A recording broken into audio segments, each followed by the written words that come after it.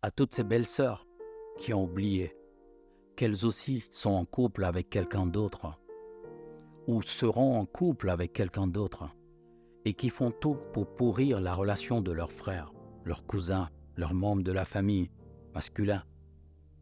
Je vous dis, faites très attention. Parce que vous faites vivre un enfer à quelqu'un qui ne vous doit rien. Ça ne veut pas dire que, je veux dire, votre belle-sœur, c'est-à-dire la femme de votre frère, est forcément un ange. Certainement, elle a même des défauts, peut-être même qu'elle vous écarte. Et là, peut-être, ça va être de bonne guerre, tout ce comportement que vous affichez. Mais je dis, arrêtez d'être méchante pour celles qui le sont. Parce qu'on vous fera vivre exactement la même méchanceté de l'autre côté. Qui vous a dit que les biens de votre frère sont les vôtres? Si vous n'êtes pas prête à accepter les remarques, ne vous mettez pas en relation. Si vous n'êtes pas prête à accepter les reproches, ne vous mettez pas en relation. Si vous ne voulez pas vivre avec quelqu'un qui vous dira ce que vous faites de bien mais aussi de mal, ne vous mettez pas en relation. Si vous savez que chaque fois que vous êtes en désaccord avec quelqu'un, vous allez bouder pendant des mois, mais ne vous mettez pas en relation parce que ce ne sont pas des comportements de personnes qui veulent construire des relations amoureuses, des relations dans lesquelles il y a beaucoup de joie et de paix. Ne vous mettez simplement pas en relation et ne faites pas perdre à l'autre son temps. La relation de couple, encore une fois, est faite pour des personnes qui veulent apprendre, qui sont conscientes certes de leurs qualités, mais qui sont également conscientes de leurs limites. Si tu ne me dis pas comment t'aimer, pourquoi me reproches-tu de ne pas savoir t'aimer? Si tu ne t'aimes pas suffisamment, pourquoi me reproches-tu de ne pas t'aimer très fort? Nous avons besoin de dire à l'autre ce que nous aimons, ce que nous attendons de lui ou d'elle, au lieu de nous dire, comme j'ai lu dans un commentaire, et c'est d'ailleurs pour cette raison que je fais cette vidéo, les hommes doivent déjà savoir, ils sont assez grands, ils doivent déjà savoir comment aimer une femme. Je suppose qu'il y a également des hommes qui se disent, elle est assez grande, elle doit savoir comment on fait avec un homme. Sauf que nous ne sommes pas identiques. Toutes les femmes ne vont pas aimer les mêmes choses. Tous les hommes ne vont pas aimer les mêmes choses. Vous ne pouvez pas aimer une personne que vous voyez comme un monstre. Vous ne pouvez pas être aimé si votre partenaire vous voit comme un ennemi, comme quelqu'un qui représente un obstacle à son bonheur. Malheureusement, c'est ce qui arrive souvent dans de nombreux couples. Parce que nous passons tellement notre temps à ne voir que le négatif.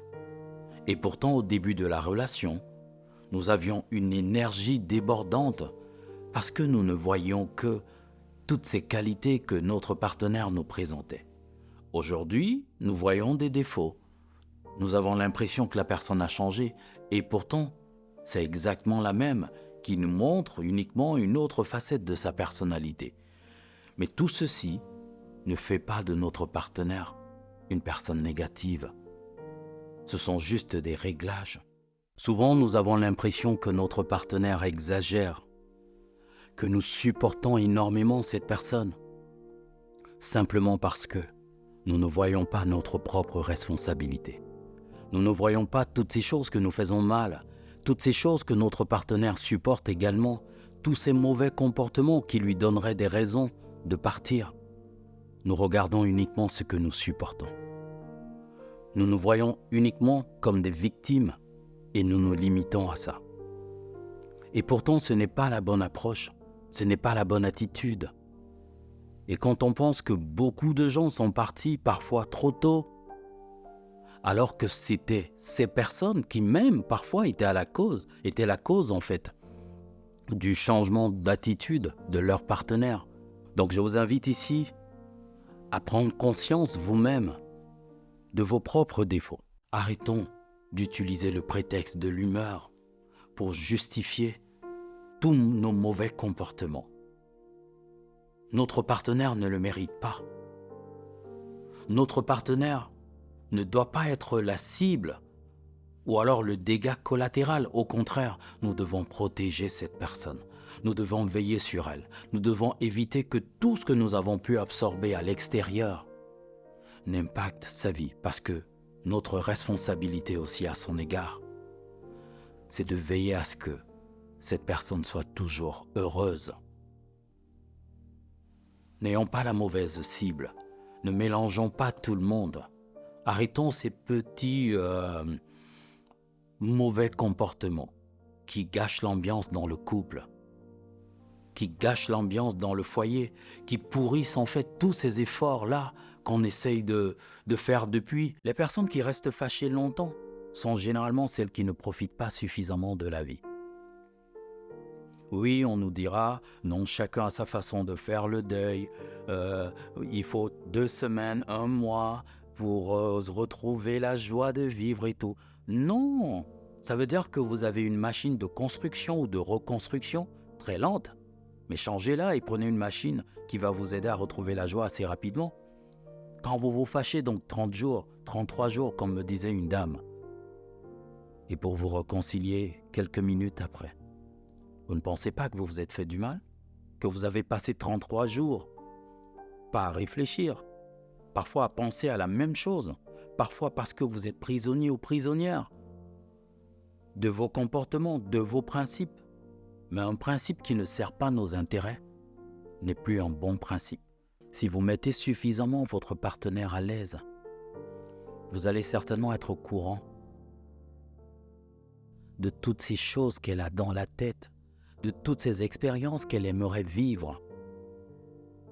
Et une fois que vous êtes au courant de cela, vous pouvez vous entendre sur ce qui est faisable et ce qui ne l'est pas, selon votre contexte, votre réalité, vos sensibilités. Mais il est important de vérifier que votre partenaire a également ce qu'elle attend de la relation. Parce que malheureusement, et heureusement aussi d'un autre côté, malheureusement parce qu'il y a beaucoup d'hommes, comme je le disais en début de vidéo, qui sont sourds aux attentes de leur partenaire, qui se disent que parce qu'on les a appréciés 2-3 fois, ça veut dire qu'ils sont bons, qu'ils s'y connaissent. Parce que souvent aussi nous avons l'impression que notre partenaire ne nous écoute pas, parce que nous nous disons, je lui ai proposé quelque chose, il ou elle ne m'a pas écouté.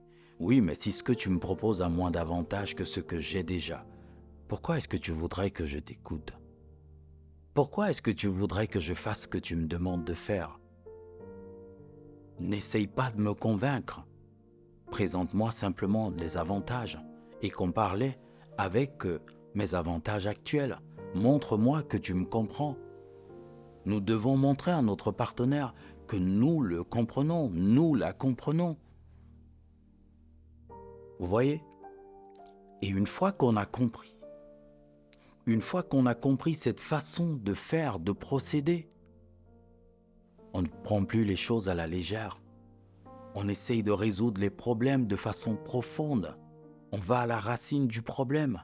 Quand on connaît son partenaire ou sa partenaire, on a beaucoup moins de problèmes avec cette personne. On sait comment éviter des problèmes. On sait comment lui faire plaisir. On sait comment flatter cette personne.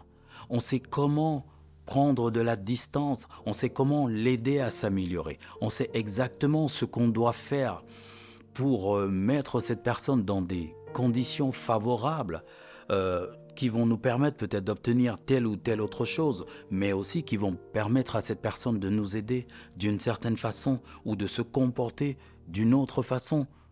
On sait comment aider notre partenaire à s'améliorer. Nous avons besoin de connaître notre partenaire. Nous avons besoin de développer également cette capacité à l'aider à s'améliorer et à nous améliorer. Quand je t'offense, tu veux que je te demande pardon. Quand tu m'offenses, tu me dois des excuses. Et parfois, n'ayez pas peur de garder, une certaine attitude de distance si c'est nécessaire pour apprendre à votre partenaire à présenter des excuses, pour utiliser, de la rigueur. Si c'est le moyen que notre partenaire peut comprendre, parce que ce n'est pas valable avec tout le monde.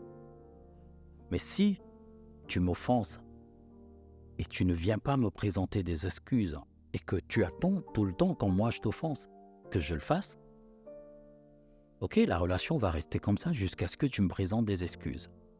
Je ne vais pas me sentir mal pour toi. Je ne vais pas venir te demander pardon indéfiniment pour mes erreurs, mais aussi pour les tiennes. Il y a des choses que vous ne devez pas supporter indéfiniment. Et il est important de prévenir votre partenaire des conséquences de certains comportements.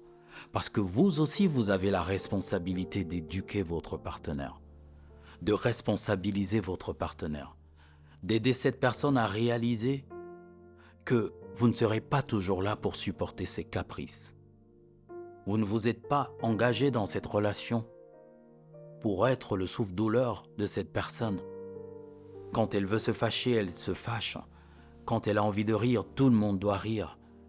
Quand elle veut être dans son coin, il faut subir cela comme cela. Non, si vous voulez être à l'aise, alors ne vous mettez pas en relation. Et à vous qui supportez, ne supportez pas cela indéfiniment pour vous plaindre indéfiniment. C'est également à l'autre de faire des efforts. Le mariage est encore merveilleux quand on va présenter à la famille une relation extraordinaire. Quand on a travaillé sur certains points fondamentaux, déjà que cela va nous aider à éviter beaucoup de conflits durant la préparation de ce mariage. Parce que ce que beaucoup ne savent pas, c'est qu'il y a constamment des conflits. En fait, il y a plus de chances de se séparer durant l'organisation du mariage qu'après le mariage. Il y a beaucoup de tensions. Chacun veut imposer sa vision. Dans la plupart des cas, chacun veut imposer sa façon de faire, sa famille, ainsi de suite. Mais ce n'est pas la bonne chose à faire. La vie va difficilement créer quelque chose à partir de rien pour nous. Si nous lui envoyons de la tristesse, elle va nous renvoyer beaucoup plus de tristesse. Si nous lui envoyons de l'amour, elle va nous renvoyer beaucoup plus d'amour, même si nous ne le comprenons pas au moment où il vient vers nous. Si nous lui envoyons des efforts, du travail, mais surtout une bonne approche, parce que le tout, ce n'est pas de travailler longtemps, mais c'est également d'avoir une bonne approche, alors elle va nous envoyer une récompense à la hauteur de cette approche-là.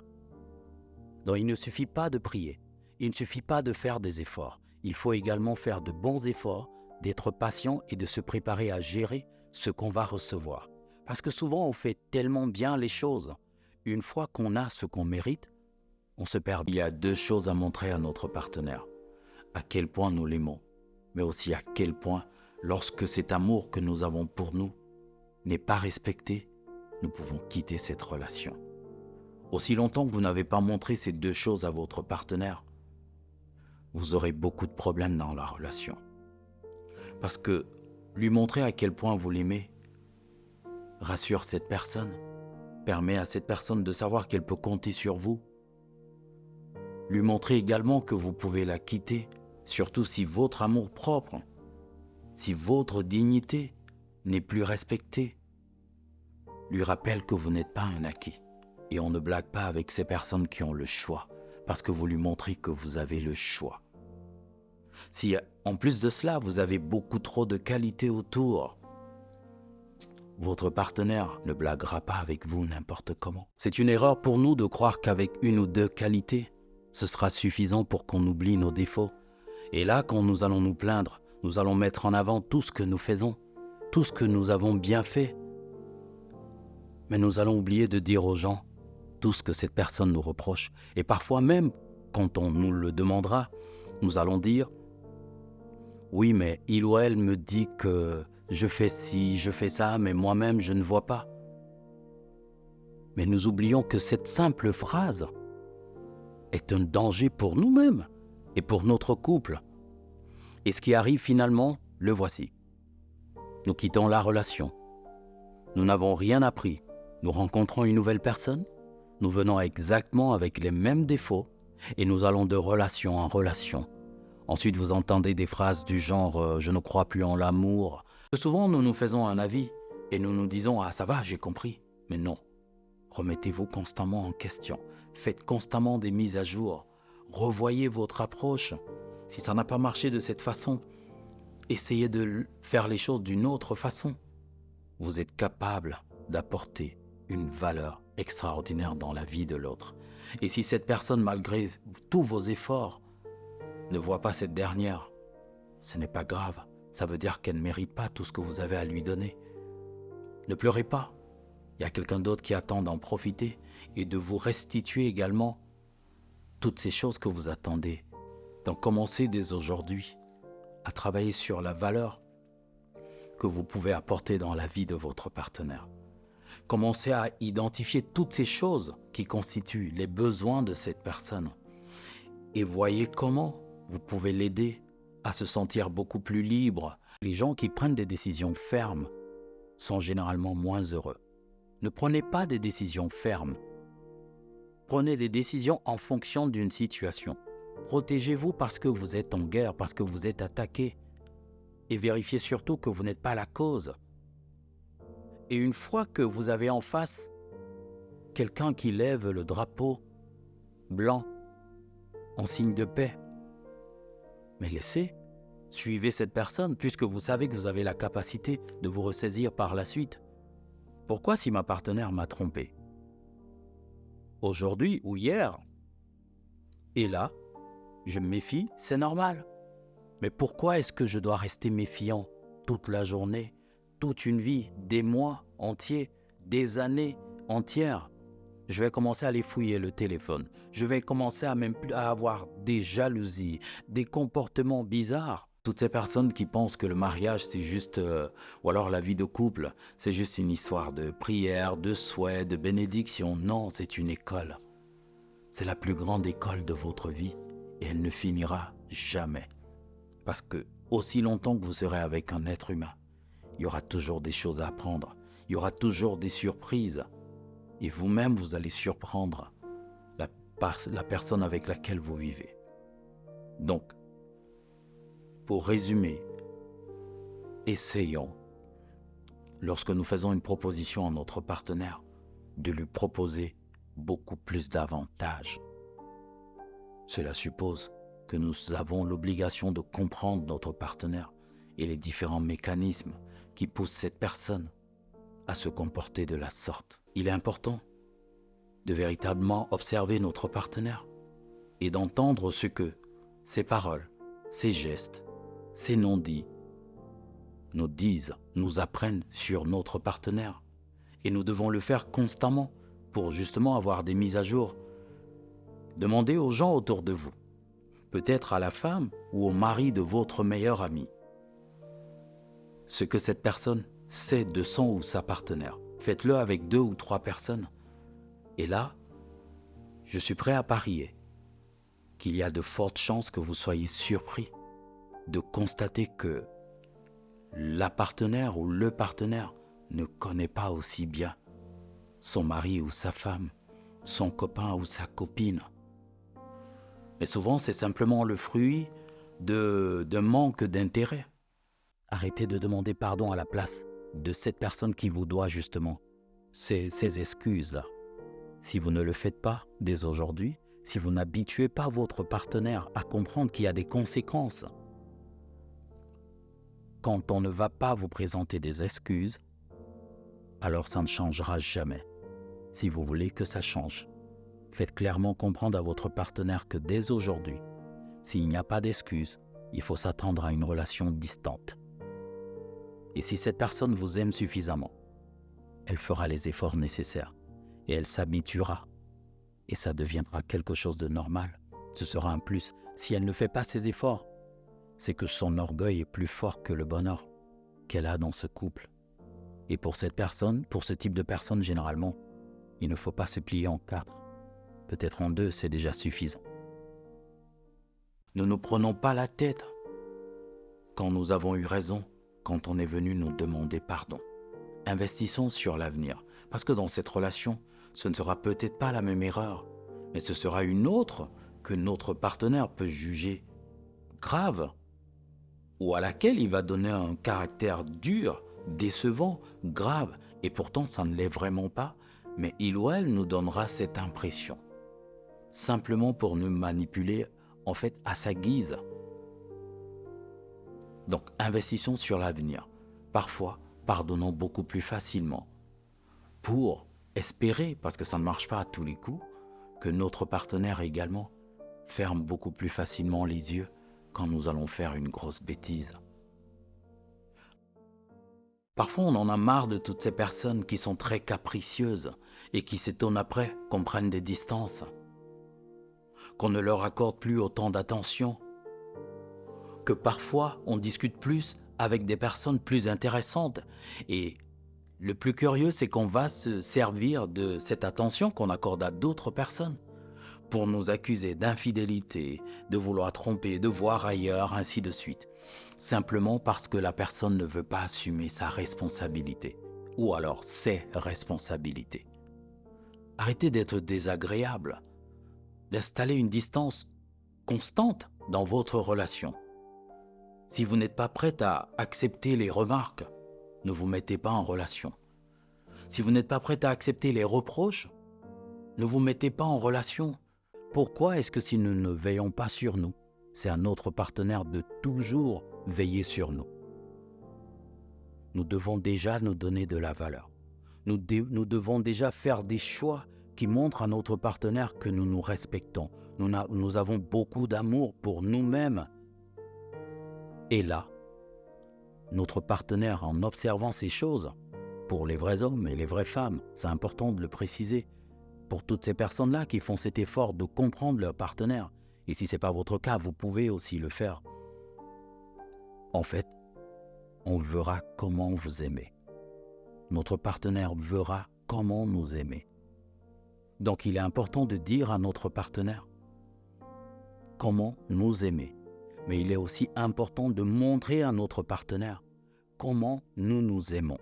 Lorsque nous vivons un événement important, gardons à l'esprit qu'on ne se protège pas en arrêtant d'être heureux. On se protège en évitant d'être triste. Je reprends, on ne se protège pas en arrêtant d'être heureux.